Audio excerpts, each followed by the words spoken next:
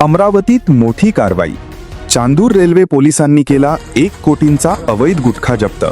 ट्रकसह चालक पोलिसांच्या ताब्यात. नमस्कार, आपण पाहत आहात संस्कारांचा जनवाद. अमरावती जिल्ह्यातून एक मोठी बातमी समोर येत आहे. चांदूर रेल्वे पोलिसांनी अवैध गुटखा वाहतुकीवर धडक कारवाई करत तब्बल 1,35,35,000 रुपयांचा मुद्देमाल जप्त केला आहे. मिळालेल्या गोपनीय माहितीनुसार 12 मे रोजी पहाटे मालखेड परिसरात पोलिसांनी सापळा रचला.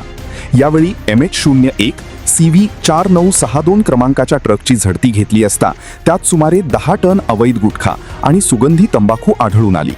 या मालाची किंमत 75.75 लाख रुपये असून 25 लाखांचा ट्रक आणि 2 मोबाईल फोन पोलिसांनी जप्त केले आहेत. या प्रकरणी पोलिसांनी ट्रक चालक शेख इम्रान शेख मुस्कान याला ताब्यात घेतले असून 3 ते 4 आरोपी अद्याप फरार आहेत. ही कारवाई निकेतन कदम यांच्या मार्गदर्शनाखाली करण्यात आली.